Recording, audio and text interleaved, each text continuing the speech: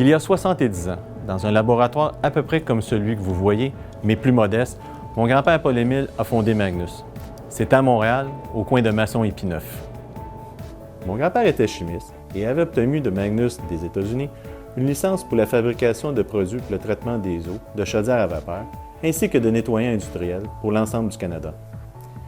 On sortait de la Deuxième Guerre mondiale, l'économie était vigoureuse et mon grand-père en a su en profiter. À la fin des années 40, on a même ouvert un bureau puis un entrepôt à Toronto.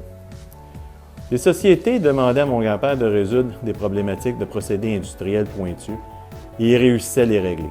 Je vais vous donner un exemple concret. Il a développé des produits pour l'entretien des moteurs d'avion chez Pratt & Whitney. Les produits qui, par la suite, ont été vendus dans plusieurs ateliers de rebâtissage moteur à travers le monde. Il a aussi créé des lubrifiants pour la coulant continue de l'aluminium chez Alcan, aujourd'hui Rio Tinto. Par contre, dans les années 60, mon grand-père s'est rendu compte qu'il y avait beaucoup trop de produits chimiques toxiques dans l'environnement. On peut dire qu'il était visionnaire précoce du développement durable. Il a alors fondé Magnor, en 1965, pour fabriquer des appareils pour le traitement mécanique des eaux. Il fallait que ces appareils réduisent la quantité de produits chimiques utilisés pour le traitement des eaux. Et il a réussi. L'usine de l'arrumation était devenue trop petite. Il a alors acheté un terrain à Ville d'Anjou. Mais son voisin au chalet dans les Laurentides était Aimé Racicot.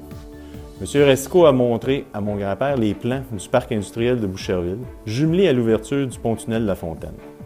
Mon grand-père a fait un acte de foi, il a vendu le terrain à Ville d'Anjou et est venu s'installer à Boucherville. Il a même acheté une maison. La première pelletée de terre a eu lieu devant le maire Clovis Langlois et le ministre Pierre Laporte. À ce moment-là, on devait encore emprunter le pont Jacques-Cartier pour venir, mais le tunnel a ouvert peu après.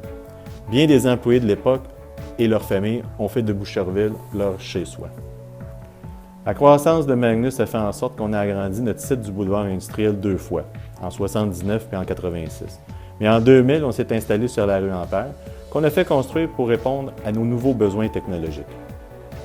Aujourd'hui, je peux vous dire que notre position géographique permet d'attirer des talents scientifiques nécessaires à notre expertise. Notre culture en développement durable nous a permis d'ajouter des nouvelles spécialités.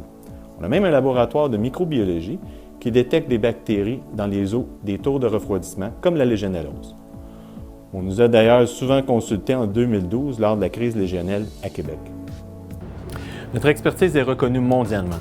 On base nos actions et nos stratégies sur le principe de la durabilité. C'est important pour notre pérennité et les générations qui nous suivent.